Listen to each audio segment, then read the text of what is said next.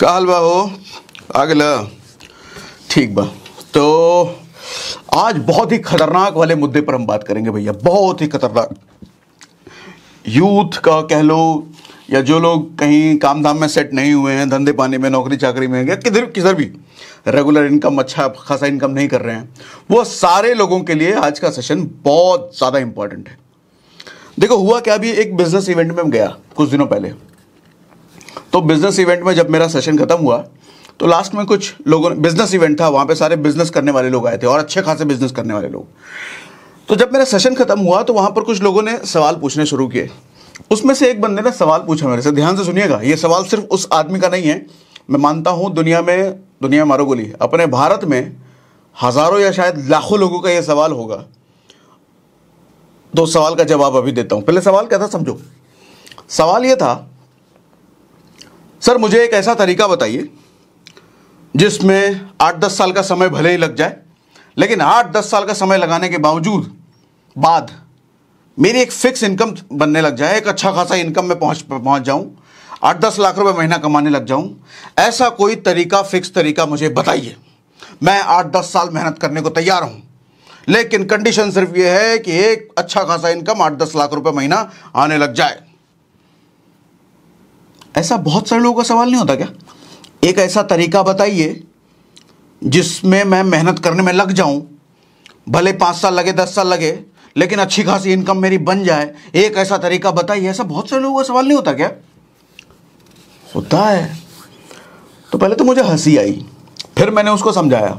तो जब समझाया, अब समझाता हूं आपको। देखो होता क्या है सर, अगर किसी को ऐसा तरीका पता होता कि भैया 8 साल लगा ले, 10 साल लगा ले और इसमें तो निश्चित सफलता है, तो मुझे लगता है दुनिया में कोई भी झाड़ू मारने वाला नहीं होता। फिर सारे इस 8-10 साल लगा करके 8-10 साल रुपये महीना कमा रहे होते। दुनिया में कोई फिर रिक्शे वाला नहीं बचता। दुनिया में कोई फिर लैट्रिन बाथरूम साफ करने वाला नहीं बचता। दुनिया में कोई 5-10 हज़ार रुपये महीना कमाने वाला नहीं बच सकता। सब 8-10 लाख रुपये महीना कमा रहे होते अगर ऐसा कोई तरीका होता तो। ये सब लोग ऐसे कमा रहे हैं ना, कोई 5 लाख कमा रहा है तो कोई 5,000 रुपये के लिए भी तरस रहा है ना। इसका मतलब ऐसा कोई तरीका होता नहीं है सर। और ऐसा मैं नहीं कह रहा, किसी भी ऐसे आदमी से बात कर लो आप जो कि कमा रहा हो, जो सफल मानते हो आप जिसको भी, सर वो सब यही आदमी कहेंगे ऐसा कोई तरीका नहीं होता। हर आदमी को अपनी कामयाबी का रास्ता खुद तलाश करना पड़ता है, इजाद करना पड़ता है, आविष्कार करना पड़ता है उस रास्ते का। कोई फिक्स तरीका नहीं होता। आदमी देखो मरता क्यों है मालूम? ये इतने मरे हुए लौंडे लपाड़े आज के टाइम में क्यों हैं? भीख मांगते हुए क्यों हैं? कोई नौकरी नहीं मिल रहा, काम नहीं मिल रहा, सरकार कुछ नहीं। अरे सरकार कुछ कर भी नहीं सकती तुम्हारे लिए बेटा, तुम नहीं कर पाओगे कुछ, क्योंकि तुमको कामयाबी की गारंटी चाहिए। एक काम बता दो जिसमें गारंटी। अरे कहां से काम बता दे? कोई नहीं बता सकता, दुनिया में कोई नहीं बता सकता कि ऐसा कोई रास्ता इसमें पकड़ लो, इसमें तो कामयाबी हो जाए। नहीं हो सकता। लोगों को गारंटी चाहिए, सक्सेस की गारंटी। अच्छा, मैं अभी गांव गया था तो किसी लड़के से मैं बात कर रहा था, मुझे कुछ कह रहा था कि भैया जरा रास्ता उससे बताइए, कुछ काम वाम करने का इसमें पैसा हो जाए। मैंने एक रास्ता बताया उसको, एक तरीका। बोला नहीं भैया इसमें तो बहुत मेहनत है, ये वाला काम मेरे से नहीं, कुछ और बताइए। दूसरा बताया, नहीं भैया ये नहीं होगा, इसमें तो ये दिक्कत है। तीसरा बताया, नहीं भैया इसमें ये दिक्कत। हर चीज़ में उसको कुछ ना कुछ दिक्कत लग जाए।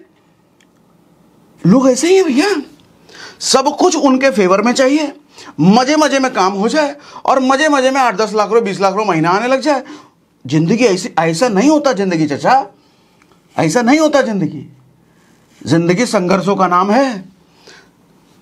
जिंदगी संघर्षों का नाम है। अभी कपिल शर्मा का एक रील देख रहा था मैं, उसमें एक लड़का आया, कपिल शर्मा उससे पूछ रहा है कि क्या करते हो?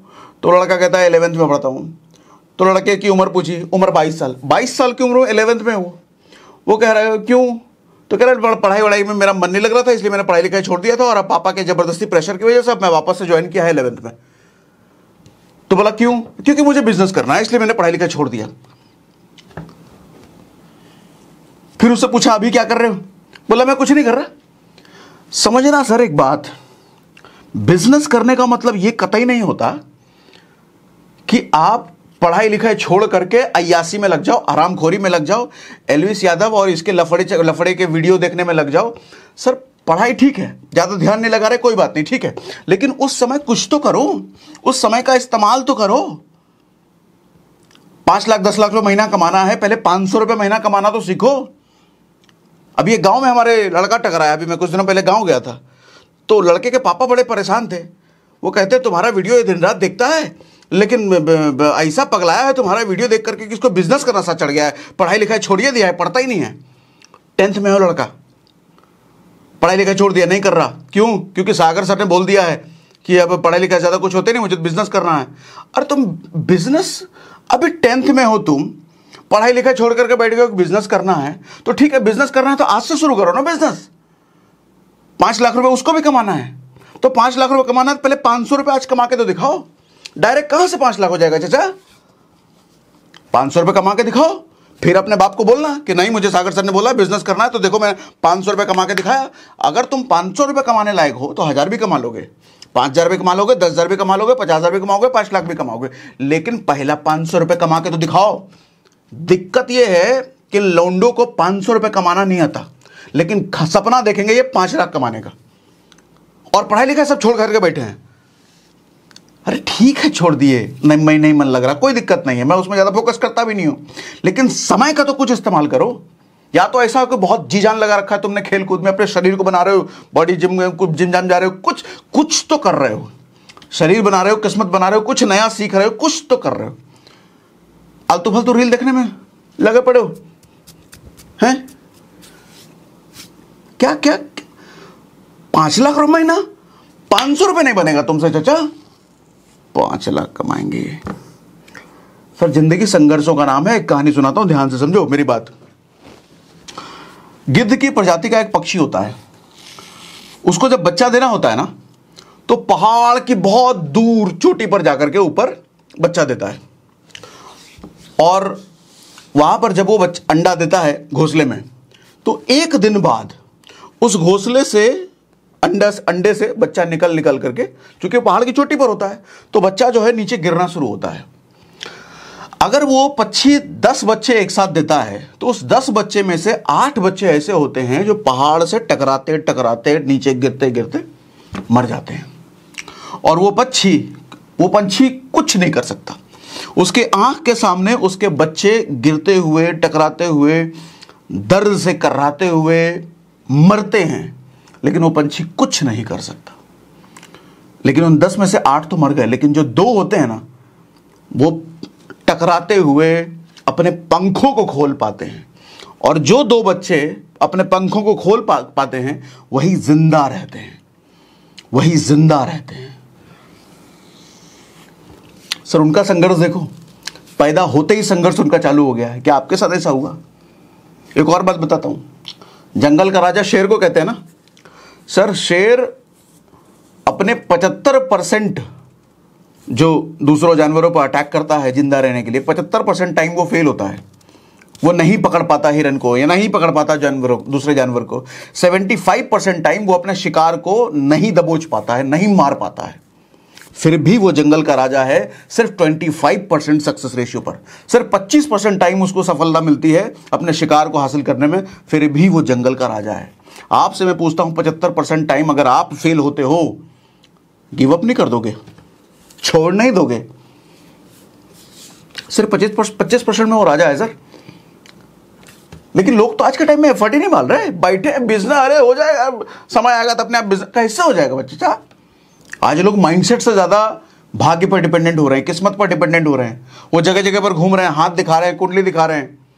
अरे एक बात बताओ, अगर भाग्य तुम्हारा ठीक हो भी गया, अच्छा समझना एक बात, एक रिक्शा वाला है मान लो, उस रिक्शे वाले का भाग्य बहुत बढ़िया हो जाता है किसी तरीके से, और वो रिक्शे वाले का ड्रीम है कि यार मेरा थोड़ा किस्मत उसमें ठीक हो जाए, थोड़ा बहुत पैसा वैसा आ जाए, तो पैसा आ जाए तो मेरा एक सपना है पूरा कर देंगे, उसको टैक्सी लेकर के ओला में चलाएंगे, गाड़ी खरीद के ओला में चलाएंगे, काश मेरी किस्मत साथ दे दे। सर उसका किस्मत साथ दे दिया, क्या करेगा वो? किस्मत साथ दे दिया, पैसा आ गया, क्या करेगा वो? अभी रिक्शा चलाता है, कल को ओला ड्राइवर बन जाएगा। किस्मत साथ दिया तो ज़्यादा से ज़्यादा यही होगा ना। सर एक और दूसरा आदमी है जो कहता है काश थोड़ा मेरा किस्मत साथ दे, थोड़ा पैसा वैसा आ जाए तो हम एक धंधा शुरू करेंगे, उस धंधा शुरू करके हम 1000 करोड़ का धंधा बनाएंगे। सर उसका किस्मत साथ देगा तो क्या होगा? क्या होगा? 1000 करोड़ का धंधा बना देगा वो। सर किस्मत तो दोनों का साथ दिया ना, भाग्य तो दोनों का साथ दिया ना, लेकिन एक ओला ड्राइवर बन के रह गया, दूसरा 1000 करोड़ का धंधा बना दिया। फर्क क्या है? फर्क क्या है? सोच का फर्क है सर, माइंडसेट का फर्क है सर, विचारों का फर्क है सर। एक आदमी जितना बड़ा सोचता है उसके आसपास जा पाता है, एक आदमी जितना छोटा सोचता है उसके आसपास सिमट के मर जाता है, किस्मत साथ देने के बावजूद भी। तो मैं कहता हूं किस्मत साथ देना दे, भाग्य साथ देना दे, अपने सोच को साथ में लाना सीखो सर, अपने सोच की शक्ति का इस्तेमाल करना सीखो सर, वो ज्यादा आपको दे देगा। मेरी बात से एग्री कर रहे हो? मुझे यस लिख के बताओ, यस लिख के बताओ कमेंट बॉक्स में। और मैं तो कहता हूं अभाव में ही आदमी का भाव बनता है, अभाव में ही आदमी का भाव बनता है। भाव मतलब मूल्य, कीमत, वैल्यू। एक हनुमान मूवी आई थी ना कुछ दिनों पहले, तो हनुमान का जो डायरेक्टर है वो इंटरव्यू दे रहा था, तो उससे वो बता रहा था अपने बारे में कि उसने प्रोड्यूसर को बोला था बजट बढ़ाने को। तो प्रोड्यूसर कहता है कि नहीं, कुछ तो ऐसा था कि अगर उसने बोला कि अगर मुझे अनलिमिटेड बजट मिल जाता तो मैं फिल्म और अच्छी बनाता। तो उसका प्रोड्यूसर कहता है कि जिन डायरेक्टर्स को अनलिमिटेड बजट मिलता है ना, वो कभी अच्छी फिल्म नहीं बना पाते। अच्छी फिल्म वही डायरेक्टर्स बना पाते हैं जिनका बजट का अभाव होता है, जिनका बजट का लिमिटेशंस होता है। क्योंकि जब बजट लिमिटेड होता है ना, तब डायरेक्टर की क्रिएटिविटी बाहर निकल के आती है, तब डायरेक्टर दिमाग लगाता है कि कैसे मैं अच्छा से अच्छा बनाऊं। आदिपुरुष मूवी आई थी ना, 600 करोड़ 700 करोड़ कहाँ क्या पता नहीं क्या बनाया उन्होंने। तो जिन लोगों के पास रिसोर्सेस भरपूर हैं, सारी सुविधाएं हैं, वो ज्यादा कुछ कर नहीं पाते, वो ज्यादा कुछ उखाड़ नहीं पाते। वो फिर अभिषेक बच्चन बन के रह जाते हैं। अमिताभ बच्चन के घर में पैदा हुआ आदमी अभिषेक बच्चन बन के रह जाओगे, अर्जुन तेंदुलकर बन के रह जाओगे, सचिन तेंदुलकर के घर में पैदा हुआ आदमी। लेकिन सचिन तेंदुलकर किसके घर में पैदा हुआ वो कोई नहीं जानता। अमिताभ बच्चन किसके घर में पैदा हुआ, शाहरुख खान किसके घर में पैदा हुआ, वो सब अभाव में पैदा हुए, तभी उनका भाव बना। लेकिन जो अभाव में पैदा नहीं हुए उनका भाव ही नहीं बना। मैटर ये करता है कितने अभाव में आप हो और अपनी मानसिकता पर कितना जोर लगा करके कितनी बड़ी सोच आप रखते हो, कितना हाथ पैर आप ज्यादा मारते हो, वो आपको पहुंचाएगा कहीं ना कहीं। भाग्य साथ दे भी दे तो एग्जाम्पल दिया ना आपको। एक और लेसन सर ध्यान से सुनिए, सबसे इंपॉर्टेंट लेसन है सर। अगर आज के समय में यूथ ने इसको फॉलो कर लिया तो साला उसको बहुत बड़ा बनने से कोई नहीं रोक सकता। अगर इसको फॉलो कर लिया उसने, सबसे बड़ा लेसन है सर, दूसरों के हंसने की परवाह मत करो। सबसे बड़ा टेंशन है आज के यूथ का, सबसे बड़ा टेंशन। अभी मैं नेटफ्लिक्स पर कोई तो मूवी देख रहा था, कुछ तो आईआईटी एग्जाम क्रैक करने से रिलेटेड था। तो वो जो लड़का हॉस्टल में जाता है आईआईटी की तैयारी करने के लिए, तो दोस्त बनते ही हैं, उससे पूछा कि तुम्हारी गर्लफ्रेंड है? तो एकदम से घबरा गया वो, उसको डर लग गया कि अगर मैं इसको बोलूंगा कि मेरी गर्लफ्रेंड नहीं है तो हमारा मजाक उड़ाएगा, क्योंकि जो पूछ रहा था उसकी गर्लफ्रेंड थी। तो झूठ बोल देता हाँ मेरी गर्लफ्रेंड है, लेकिन जिस अंदाज में बताता है सामने वाला पकड़ लेता है इसकी गर्लफ्रेंड नहीं है और मजाक उड़ा देता है बाद में। उस सीन से एक लेसन मिलता है सर। आजकल के ज्यादातर लौंडे लफाड़े ऐसी सोच तो होती है, अगर गर्लफ्रेंड है तो वैल्यू ज्यादा मिलेगी, अगर गर्लफ्रेंड नहीं है तो वैल्यू नहीं मिलेगी। अच्छा, इस वैल्यू को पाने के लिए, इस इज्जत को पाने के लिए आदमी गर्लफ्रेंड बनाने में लग जाता है। अच्छा, गर्लफ्रेंड बनाने के लिए वो महंगे फोन चाहे ईएमआई पे लेना पड़े, महंगे कपड़े चाहे ईएमआई पे, महंगे जूते, दिखावा, बाइक और केटीएम और पता नहीं क्या क्या करता है वो लड़की पटाने के लिए, गर्लफ्रेंड बनाने के लिए। क्योंकि गर्लफ्रेंड अगर बन गई तो समाज में क्या, उसके जो उसी की सोच जैसे दो कौड़ी की सोच रखने वाले लौंडे लपाड़े हैं, वो लोग इज्जत देने लग जाएंगे, वैल्यू देने लग जाएंगे। सर वो दो कौड़ी के लौंडो लपाड़ों का इज्जत लेके क्या उखाड़ लोगे? इज्जत पाना है तो समाज के बड़े बड़े लोगों से पाओ ना। और वो लोग तुम्हें इज्जत तुम्हारे गाड़ी, तुम्हारे बाइक और तुम्हारा फोन देख करके नहीं देंगे, तुम्हारी औकात देख करके वो तुम्हें इज्जत देंगे। तुम्हारे बैंक में नोट पैसा कितना है वो देख करके देंगे, तुम्हारा औहदा क्या है समाज में वो देख करके देंगे।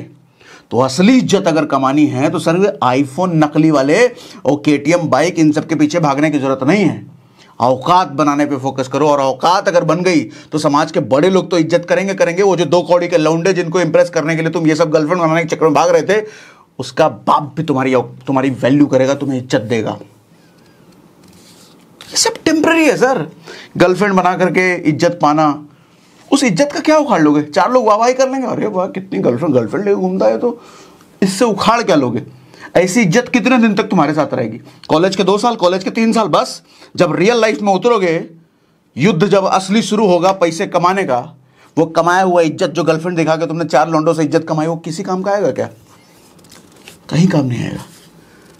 फिर आपको अरे कल की किसने देखी है, हम आज का तो देख रहे हैं, आज जिंदगी जीने को, हम जिंदगी, तुम्हारे जैसे लोगों की वजह के लिए वो जिंदगी ना मिलेगी दोबारा, जैसी फिल्में बनती है और वो हिट हो जाती हैं। क्या सिखाया जाता है? जिंदगी आज में है, कल भी नहीं है क्या चाचा? कल मर जाओगे, निपट जाओगे क्या? कल का सोचना जरूरी है सर, क्योंकि कल भी आएगा।